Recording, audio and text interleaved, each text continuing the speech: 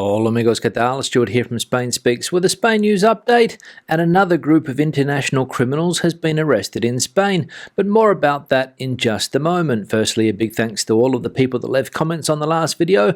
Lots of comments, lots of debate happening there as usual. Thanks to people that supported the channel through the new super thanks option. Many thanks for that. Thanks to people that bought merchandise, and a big thanks to my patrons on Patreon for your continuing support. Now, let's get into the news, and as I said, another international gang, this time an Italian mafia gang, has been busted in Spain. As we can read here, Spain arrests 32 allegedly linked to Italy's 'Ndrangheta mafia gang. Spain has arrested 32 members of an organised crime group linked to the infamous Italian 'Ndrangheta mafia. Members of the criminal gang are described as very violent and are accused of large-scale drug trafficking and money laundering, Europol said. The group allegedly has links to cocaine and cannabis trafficking between Spain and Italy, using vehicles equipped with hidden compartments and speedboats to transport the drugs. The criminal profits were reinvested into real estate in Spain to hide their illegal origin, polluting the legal economy, Europol said in a statement. Among the 32 suspects were Italians, Albanians and Hungarians. So Spain again proving to be fertile ground for criminal gangs. And to be honest, I've lost count of the amount of international criminals that have been arrested here in Spain over the last few years. Now, the Labour Ministry here in Spain, led by the possible future leader of this country, Yolanda Díaz, has given a huge fine to a delivery company for illegal work practices. As we can see here, the Labour Ministry fines delivery company Glovo 79 million euros for breaching the rider law and keeping fake self-employed workers. The Labour Inspectorate has dealt a severe blow to the home delivery company Glovo by imposing a fine of 78.9 million euros for keeping false self-employed workers in Barcelona and Valencia.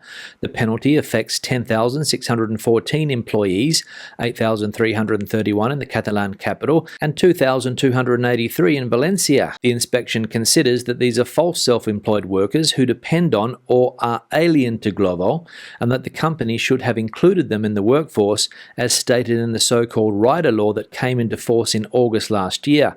The Minister of Employment, Yolanda Díaz, has also announced that these delivery drivers have been regularised and has warned, "We are dealing with a real act of false self-employment and the weight of the law is going to fall on this company." So some tough words there from Labour Minister Yolanda Díaz, and warning the company Glovo that they better get their act together and put everybody on the books. Now, there's some good news for civil servants here in Spain when it comes to working from home, and it is that the government has sped up teleworking for civil servants, up to 3 days from home and without overlapping with weekends. 9 months later than the Minister of Finance and Public Administration, Maria Jesus Montero, predicted, the government is accelerating the implementation of teleworking for civil servants and public workers. It has already accumulated a score of work plans agreed in different ministries and areas of the administration that will begin to be applied imminently. In fact, it is expected that in some cases teleworking will begin as early as this September, and the general rule is that 3 days can be worked remotely and another 2 days there is the obligation to go to the workplace in person, although the opposite option is also possible. So there we go, the government speeding up the plan to allow civil servants to work 3 days from home, and as we know, the idea behind the plan is to save energy. Now, Spanish chef David Muñoz has again claimed the title of best chef in the world. As we can read here, Madrid chef David Muñoz from the restaurant Diverso has been awarded this Tuesday for the second consecutive year as the best chef of the year at the 6th edition of the Best Chef Awards 2022, held in Madrid on the 18th, 19th and 20th of September. Muñoz also went up to collect 2 other awards during the night. First to collect the Best Chef Award voted by chefs, and then for the Best Chef City Gourmet. The gala, which brought together the best in world cuisine, confirmed not only Muñoz's culinary experience, but also the success of Spanish cuisine, which has 18 professionals in the top 100 of this list, drawn up from the votes of 350 chefs and experts in the sector. So David Muñoz, his real name David Muñoz, he changed the spelling of his name to be more in line with the phonetic pronunciation of of David in Spanish, again named the best chef in the world. And good luck if you have ever been to his restaurant, because it's very, very expensive, and it's something that unfortunately is out of my price range. Now, there's a fair bit of confusion surrounding Spain's current COVID rules and regulations. I, for one, am confused, but apparently I'm not the only one. Because as we can read here, Spain scraps COVID travel form, but jab recovery or test rule remains. Spain has removed the requirement for British holidaymakers to complete a health declaration form and present it on arrival, but the country, which is by far the most popular destination for UK visitors, has kept its COVID travel restrictions in place. All travellers over the age of 12 must still submit proof of one of the following: full vaccination, recovery from COVID, or a negative COVID test, either antigen or PCR. Spain recently announced its restrictions would remain in place until mid-November. It imposes the standard EU rules for the validity of vaccinations, initial course completed no more than 270 days ago, or a booster with no time limit. The move caused confusion, with some travellers wrongly inferring the abolition of the health control form meant an end to COVID rules. So there we go, a little bit confusing still, but I hope that article has cleared it up for a lot of people. There are no forms to complete when you arrive here in Spain. There are no controls at the airports, but maybe before you hop on the plane, you'll have to show some type of documentation to prove one of the things that we saw in that article: either full vaccination, recovery from COVID, or a negative COVID-19 test. Now let's have a look at some of the comments from previous videos. One here from YD. Stu, I think that's a cypress tree you talked about. Yeah, YD, thanks for the comment, and referring to something that I mentioned in yesterday's live stream about the problems I have with allergies that are caused by a particular tree that my neighbor has growing in his backyard.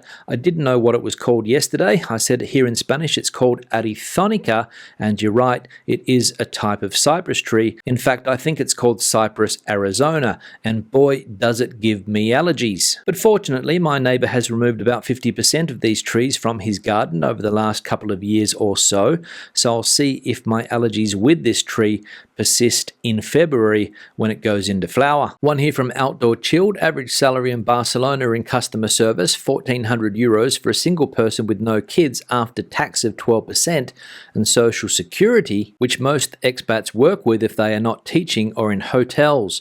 Working in IT, I was lucky to get 1,600 euros net, but that's rare. Depending on your economical situation, some might say it's low and others will live fine on that salary. Depends on your personal situation. I will also add my salary only increased maybe 50 euros in 10 years being here, since employers only raise salary when the government tells them to do so.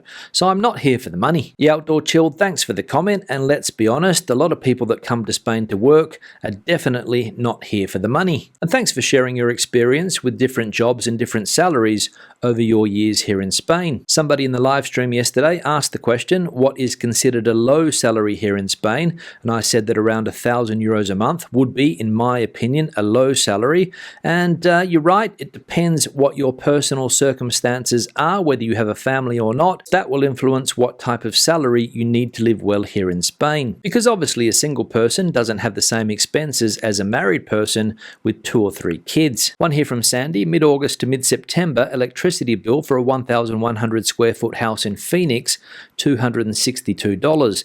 December 2021, it was $56. Yes, Sandy, thanks for the comment, and thanks for sharing the price of your energy bills there in Phoenix, Arizona. We saw in yesterday's live stream some of the reasons why energy costs here in Spain have gone up so much in recent years, basically due to the increased cost of gas. And even though the Spanish government is trying to lower people's energy bills, it's proving to be a very difficult thing to do indeed. And unfortunately, given today's announcement by Mr. Vladimir Putin, it's only going to get worse. One here from Lipo. I strongly disagree that wind and solar power will insulate Spain from price volatility. Precisely the opposite. They will make it worse. Yeah, Lipo, thanks for the comment, but unfortunately I don't have a sufficient level of expertise to be able to comment on your comment and your opinion there. But all I know is what I've heard from the current government over the last couple of years, and I've heard it on numerous occasions, that Spain's future is renewables, renewables, renewables, and renewables. So if your theory is right, we're going down the wrong creek without a paddle. One here from John. We're in the UK and it has turned quite chilly.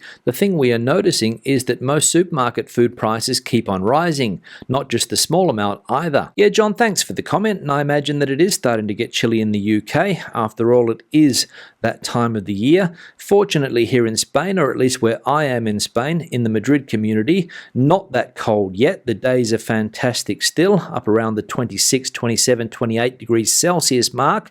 The nights are a little bit cooler, around 15, 16 degrees, but no need to turn on the heating just yet. But when it comes to supermarket price increases, I think we're on the same page, because here I'm also noticing that prices continue to go up and up and up as the months go by. In fact, every time I go to the supermarket, which is normally around 2 or 3 times a week, I notice the increase in prices, especially milk. But the government here is working on a plan to try and keep supermarket prices stable, so time will tell if it's successful or not with its plan. And finally, one here from Andrew. Hi Stuart, is your brand new green screen background expensive, or did you get it at an affordable price? Is the equipment easy to use? Keep up the great work, all the best. Yeah, Andrew, thanks for the comment, and I must say that a lot of people seem impressed by my new background, all due to the green screen that I have behind me. I recently invested in a green screen and I don't think it was all that expensive. About 30 euros I paid for the piece of green cloth.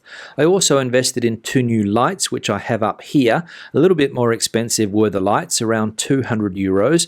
I bought another light that I have over here to my left, which goes onto the green screen because that is also necessary. So I have been investing in the channel, and thank you very much for people that have donated to the channel, because that's where I spend the money. And is the equipment difficult to use? Well, it's not that difficult as long as you have some good streaming software, but the basic setup, as you can see, is fairly simple. On that note, I'll wrap the video up. Questions and comments, please leave them in the section below. Debate the video out as you normally do. Give it a thumbs up if you liked it, thumbs down if you didn't. I'll see you in the next one. Hasta luego.